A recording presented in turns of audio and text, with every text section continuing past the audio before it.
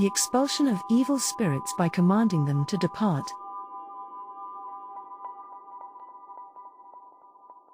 The expulsion is often done in the name of a deity, saints, angels, or other intercessory figures.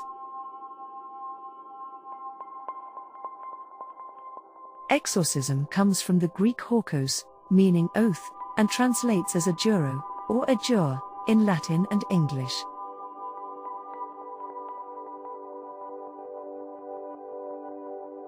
To exorcise, then, does not really mean to cast out so much as it means putting the devil on oath, or invoking a higher authority to compel the devil to act in a way contrary to its wishes. Such compulsion also implies binding.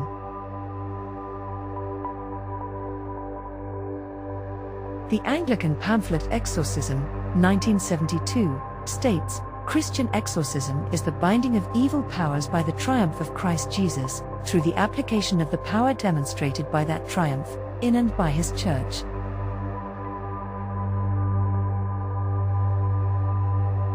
Exorcism rituals often begin with the Latin words, Adjure te, spiritus nequissime, Deum omnipotentem, which translates as I adjure thee, most evil spirit, by Almighty God.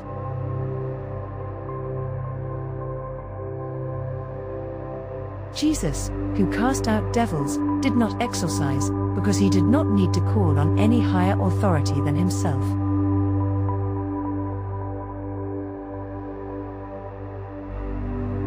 Violence, both physical and spiritual, often dominates an exorcism.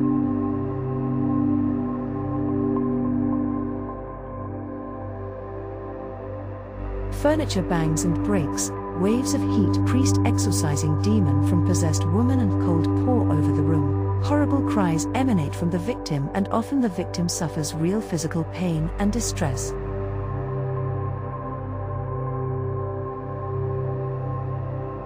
The devil seems to revel in spitting, vomiting, and other, more disgusting bodily functions as well.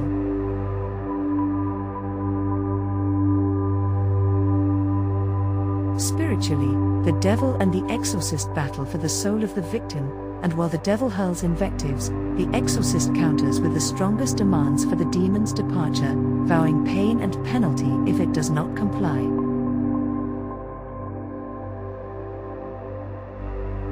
Exorcisms may also include the physical beating of a sufferer to force the demon to depart, or throwing stones at the possessed person.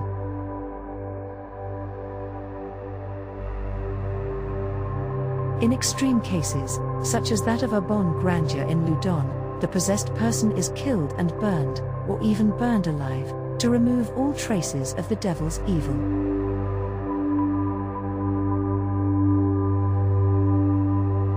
Such punishments imply that the exorcist does not believe the victim suffered innocently at the hands of the devil, but rather that in some say he or she invited trouble.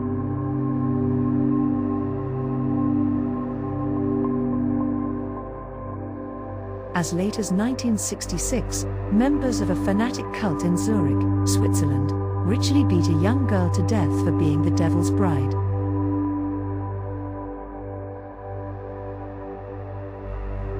Priests and ministers perform most exorcisms, but clairvoyants and spiritualists also expel evil spirits.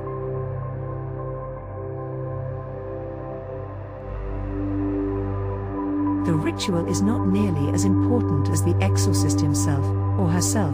Such talent is a gift that should be developed. The exorcist must be convinced of the victim's possession and have faith in the power of the Lord to work through the exorcist.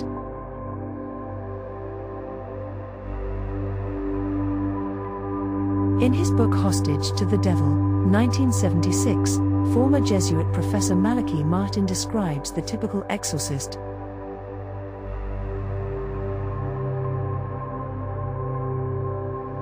Usually he is engaged in the active ministry of parishes. Rarely is he a scholarly type engaged in teaching or research.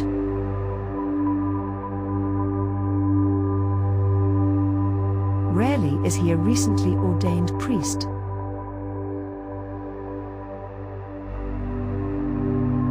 If there is any median age for exorcists, it is probably between the ages of 50 and 65.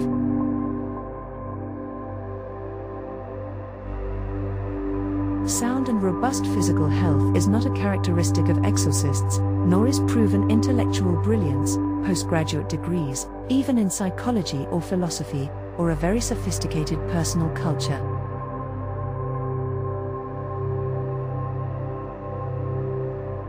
Though, of course, there are many exceptions, the usual reasons for a priest's being chosen are his qualities of moral judgment, personal behavior, and religious beliefs, qualities that are not sophisticated or laboriously acquired, but that somehow seem always to have been an easy and natural part of such a man.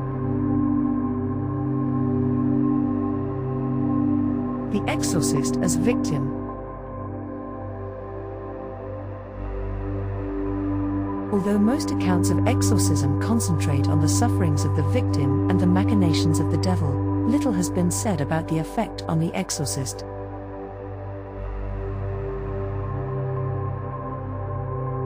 Yet an exorcist assumes a heavy risk when fighting evil.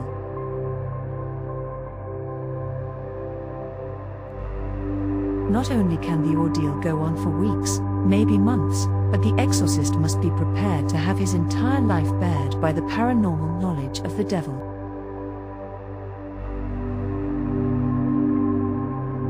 Secret sins are blurted out and ridiculed, and the demons may even mimic the voices of long-lost loved ones.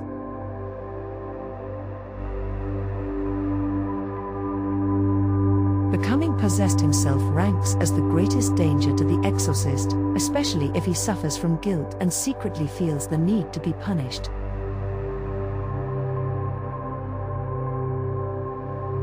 Father Jean-Joseph Saurin, Jesuit exorcist to the nuns at Loudun, became possessed while ministering to Jeanne des Anges after the death of Grandier.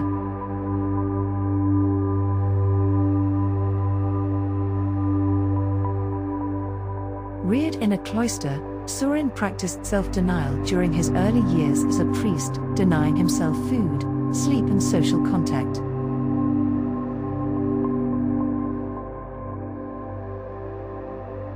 By the time he went to Loudun, Saurin suffered from poor health, severe headaches, muscle pain, melancholy and attacks of depression and confusion.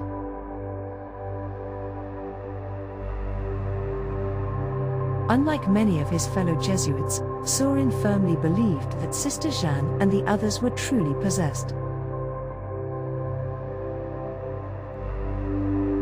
On January 19, 1635, Saurin experienced his first possession, and by January 7 of the next year, the demon Isacharon, devil of lust and debauchery, had left Sister Jeanne and entered Father Saurin. Leviathan and other demons also tortured the priest.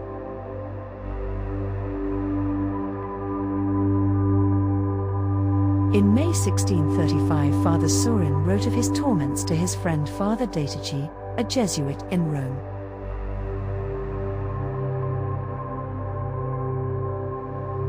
Things have gone so far that God has permitted, for my sins, I think, something never seen, perhaps, in the church, that during the exercise of my ministry, the devil passes from the body of the possessed person, and coming into mine, assaults me and overturns me, shakes me, and visibly travels through me, possessing me for several hours like an energyman. Some say that it is a chastisement from God upon me, as punishment for some illusion, others say something quite different. As for me, I hold fast where I am, and would not exchange my fate for anyone's, being firmly convinced that there is nothing better than to be reduced to great extremities.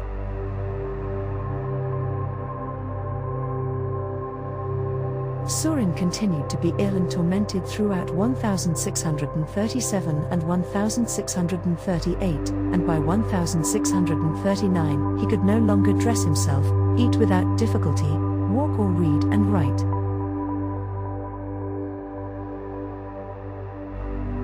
In 1645 Saurin attempted suicide. He would have probably died had not the kindly Father Bastide taken over as head of the Jesuit college at Saintes, where Saurin lived, in 1648.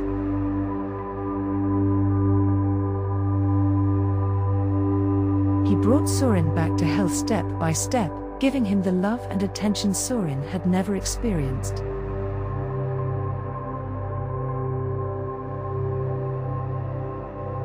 Eventually Father Sorin was able to walk again, and to read and write. He even attained enough inner strength to preach and hear confession.